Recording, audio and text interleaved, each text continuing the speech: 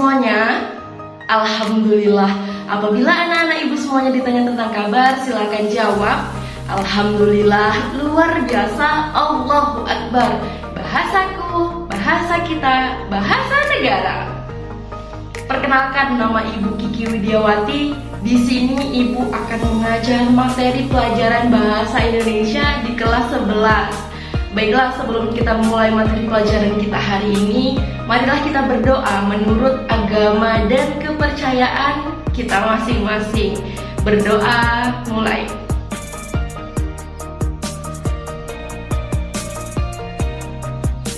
Berdoa selesai. Semoga dengan berdoa tadi, pembelajaran kita hari ini bernilai ibadah dan bermanfaat untuk kita semua. Amin, amin ya rabbal alamin. Baiklah, sebelum kita memasuki materi pembelajaran hari ini, Ibu akan mengisi presensi kalian. Baik, di sini ketua kelasnya siapa? Aris. Aris ketua kelasnya. Oke. Ada yang nggak hadir Aris hari ini? Ada siapa itu?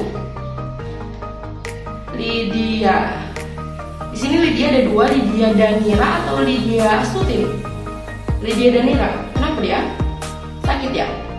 Sakit. Oke, baik, semoga kita doakan semoga Lydia Danira lekas sembuh dan dapat beraktivitas seperti biasanya. Baiklah, pada pertemuan minggu lalu Ibu sudah menyampaikan ya materi yang akan kita pelajari pada hari ini. Baik, anak-anak Ibu ada yang ingat nggak ya kita belajar apa hari ini? Ya, benar sekali. Kita hari ini akan belajar tentang cerpen atau cerita pendek. Nah, baik. Adapun kompetensi dasar kita pada hari ini yaitu 4.9. Mengkonstruksi sebuah cerita pendek dengan memperhatikan unsur-unsur pembangun cerpen. Kemudian indeks pencapaian kompetensi kita yaitu 4.9.1. Menyusun kembali cerpen dengan memperhatikan unsur-unsur pembangun cerpen. Baiklah, anak-anak Ibu, di sini ada yang pernah baca cerpen? Siapa? Oke, Adinda. Menurut Adinda, cerpen itu apa? Ya, benar sekali yang dibilang Adinda ya. Cerpen itu merupakan cerita yang tidak benar-benar terjadi pada dunia nyata dan diceritakannya secara singkat dan pendek. Baik, anak-anak semuanya, langsung saja kita masuk pada materi pertama, yaitu tentang pengertian cerita pendek atau cerpen. Baik, cerita pendek atau yang biasanya disingkat menjadi cerpen merupakan salah satu karya sastra yang memusatkan diri pada satu tokoh dalam satu situasi. Dalam cerita pendek, kita itu banyak menemukan berbagai karakter tokoh, baik protagonis maupun antagonis. Keduanya itu merupakan cerminan nyata dari kehidupan di dunia. Jadi, ukuran panjang pendeknya suatu cerita itu memang relatif ya kalau di cerpen. Namun, pada umumnya, cerita pendek itu merupakan cerita yang habis dibaca sekitar 10 menit atau setengah jam. Jumlah katanya pun sekitar dari 500 sampai 5.000 kata. Jadi karena itulah cerita pendek itu sering diungkapkan dengan cerita yang dapat dibaca dalam sekali duduk. Baik anak-anak, tadi sebagian dari kalian itu ada yang pernah baca cerpen kan ya. Jadi tujuan kalian membaca cerpen itu apa sih sebenarnya? Ada yang mau menjelaskan nggak? Oke, Aris. Benar, oh ya benar. Ada lagi yang lain selain Aris yang mau menyampaikan? Ya, silakan Kinan. Iya, benar sekali. Jadi semua jawaban yang disampaikan oleh Aris dan Kinan itu benar. Jadi seseorang itu membaca cerpen bukan hanya untuk mendapatkan informasi, tetapi seseorang membaca cerpen itu juga bertujuan untuk memperoleh hiburan atau pengalaman hidup. Nah, daya hibur dari sebuah cerpen ini bisa disebabkan oleh berbagai faktor, misalnya karena alurnya yang bersifat penuh kejutan. Jadi nilai dari sebuah cerpen itu tidak hanya berkaitan dengan keindahan bahasa dan juga kompleksitas jalinan cerita. Jadi nilai atau sesuatu yang berharga dalam cerpen itu berupa pesan atau amanat. Materi selanjutnya adalah unsur pembangun cerpen atau cerita pendek. Jadi unsur pembangun cerpen itu ada dua unsur, yaitu intrinsik dan ekstrinsik. Apa sih unsur intrinsik dan ekstrinsik itu? Ya, unsur intrinsik adalah unsur yang berada langsung di dalam isi teksnya. Sedangkan ekstrinsik adalah unsur yang berada di luar teks itu sendiri. Adapun unsur intrinsik dari cerpen yang meliputi tema, amanat, alur, penokohan, dan juga latar. Yang pertama ada tema. Tema adalah gagasan yang menjalin struktur isi cerita. Nah, tema suatu cerita itu menyangkut segala persoalan, baik berupa masalah kemanusiaan, kekuasaan, kasih sayang, kecemburuan, dan lain sebagainya. Jadi untuk mengetahui tema suatu cerita itu kita diperlukan apresiasi menyeluruh Ananda terhadap berbagai unsur karangan itu sendiri. Nah, tema itu jarang dituliskan secara tersurat oleh pengarangnya. Nah, jadi untuk dapat merumuskan tema, kita itu harus terlebih dahulu mengenali rangkaian peristiwa yang membentuk alur cerita di dalam cerpen itu. Yang kedua ada amanat. Amanat merupakan ajaran atau pesan yang hendak disampaikan oleh pengarangnya. Jadi amanat dalam cerpen ini umumnya itu bersifat tersirat, disembunyikan oleh pengarangnya di balik peristiwa-peristiwa yang membentuk isi cerita.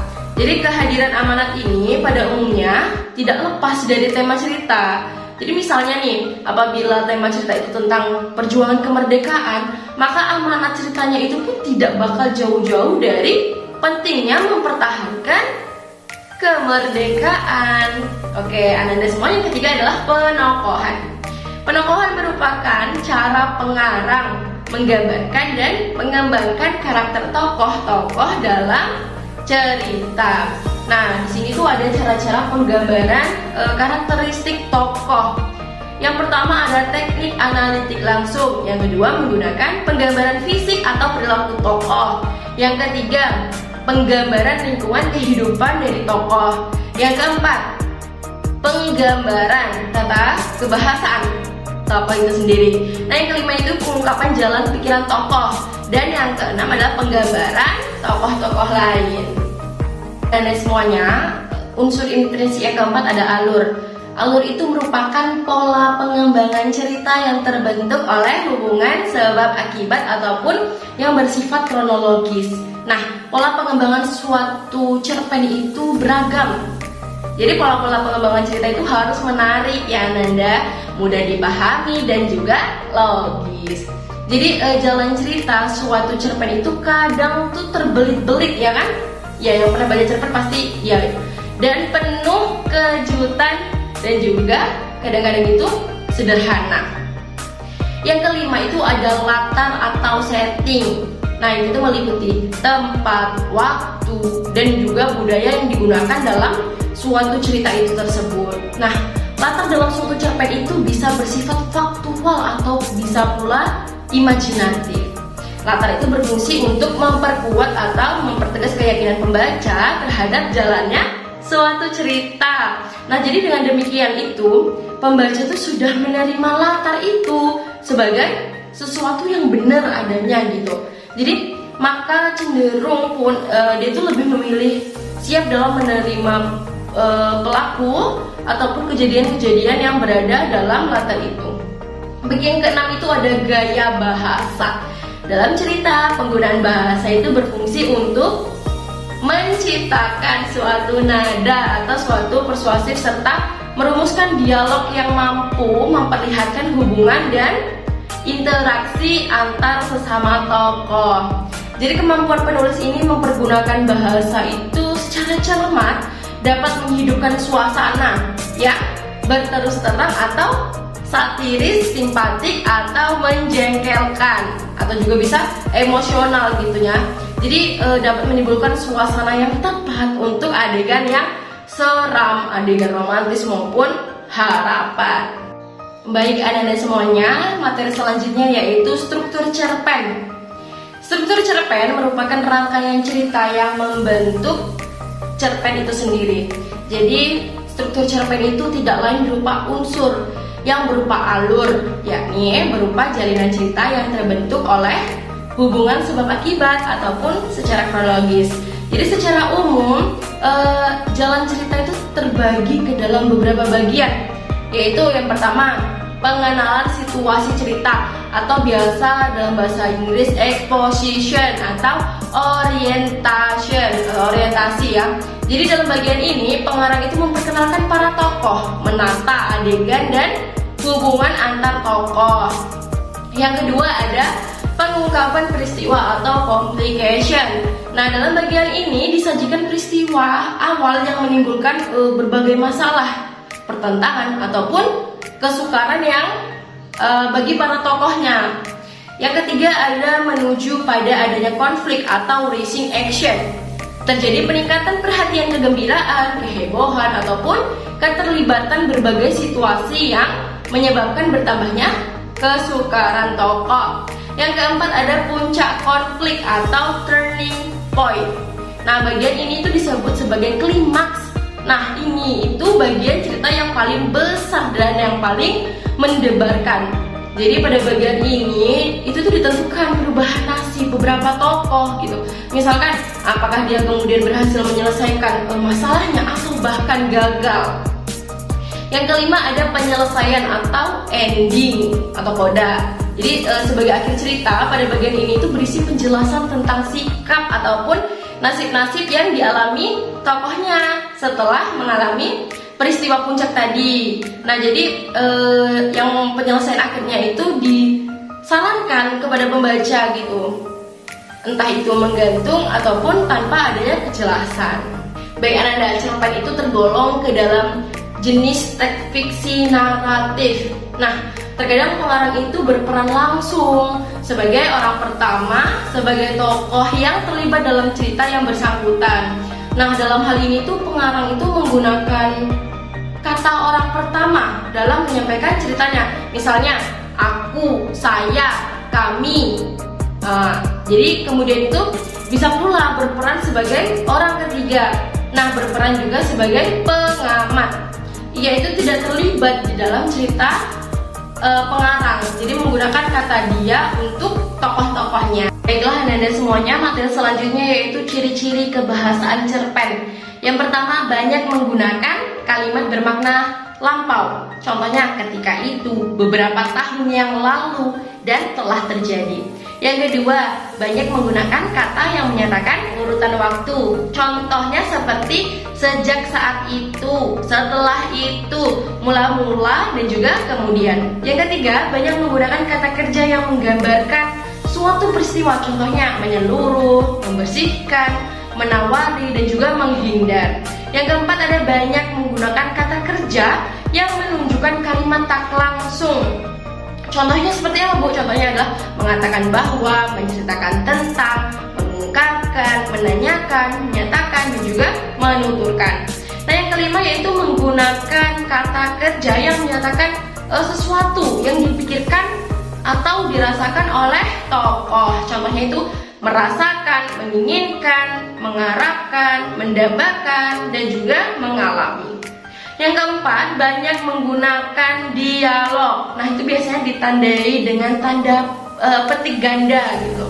Yang ketujuh, menggunakan kata-kata yang bersifat untuk menggambarkan tokoh, tempat, ataupun suasana. Metode selanjutnya yaitu menentukan topik cerita kehidupan dalam cerita pendek.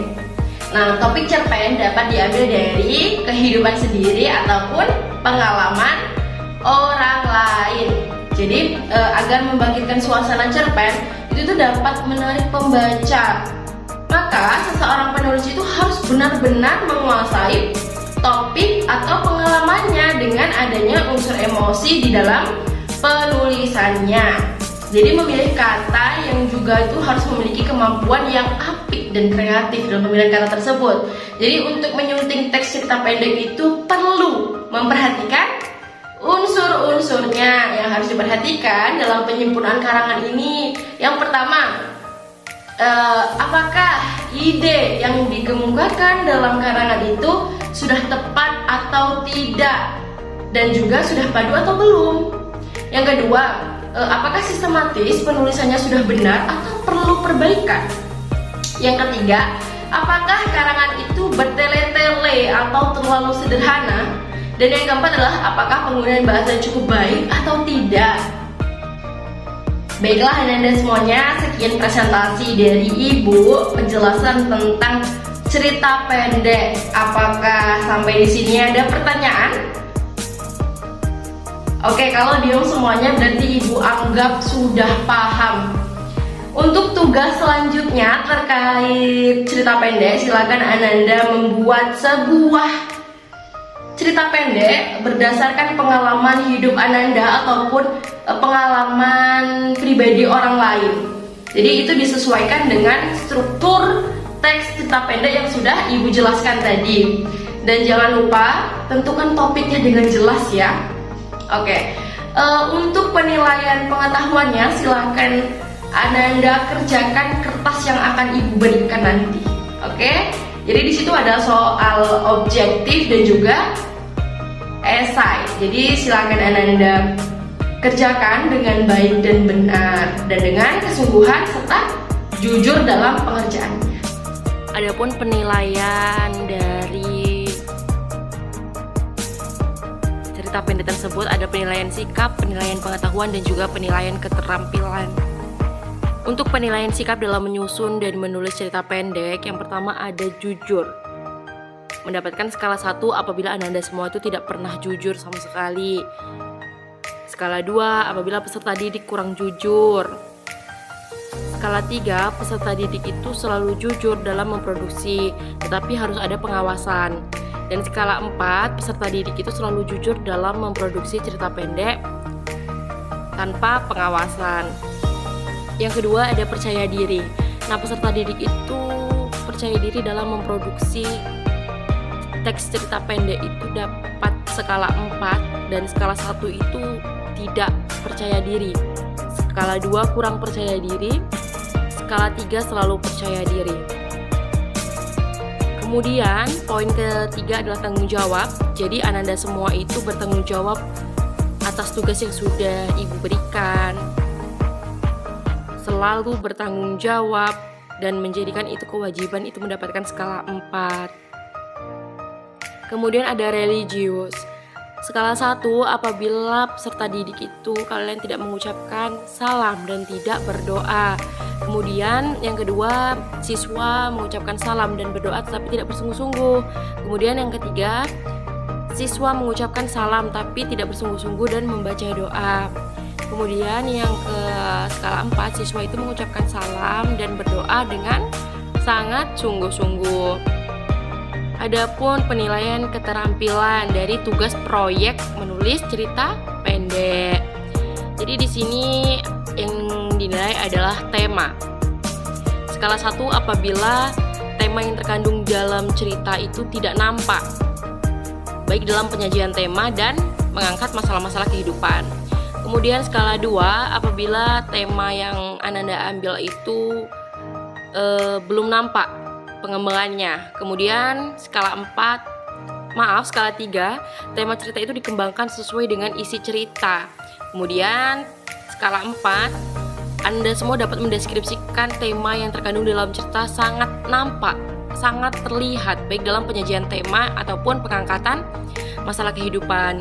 Kemudian ada amanat. Dalam penulisan cerita pendek, Anda semua mendapatkan skala 1 apabila penulisan dan pemilihan kata yang membuat amanat tidak ditemukan dalam cerpen.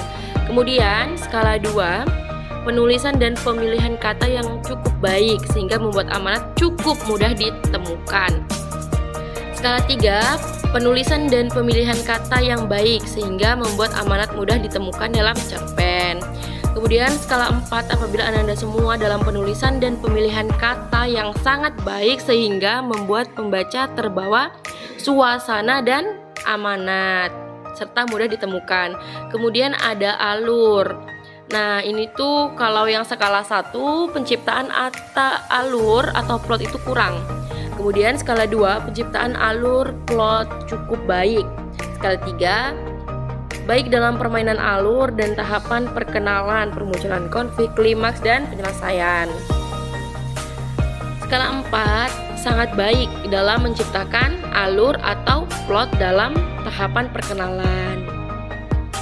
Yang keempat, tokoh dan penokohan. Sama halnya dengan yang sebelum-sebelumnya. Skala 1 itu tentunya nilainya rendah. Jadi Ananda semua itu harus sungguh-sungguh dalam pengerjaannya. Ananda dapat membacanya seperti itu ya. Kemudian ada latar.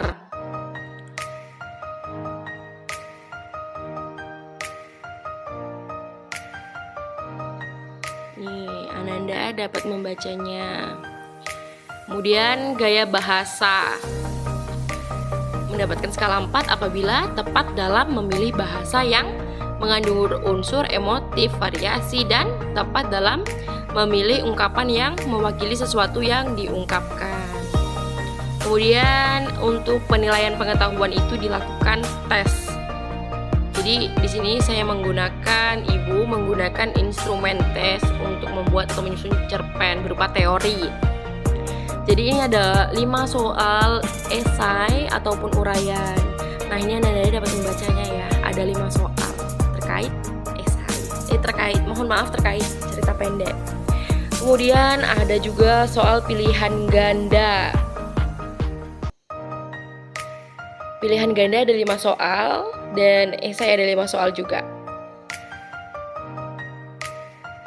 Baik, Ananda dapat membacanya dan juga bila perlu boleh ditulis.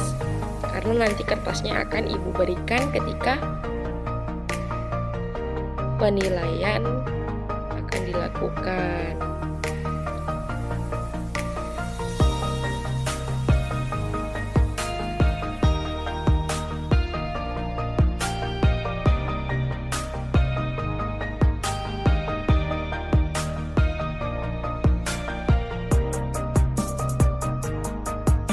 Nah, ini dia penilaian untuk tugas proyek Ananda tadi. Tadi kan ada aspek yang dinilai itu ada tema, amanat, alur, tokoh, latar, dan gaya bahasa. Baiklah Ananda semuanya, sampai di sini pembelajaran kita hari ini mengenai cerpen. Dan jangan lupa berbanyak membaca dan tetap jaga kesehatan Ananda semuanya ya. Mari kita ucapkan hamdalah untuk mengakhiri pembelajaran kita hari ini. Alhamdulillahirabbil alamin. Ibu akhiri, wabillahi taufiq wal hidayah. Wassalamualaikum warahmatullahi wabarakatuh.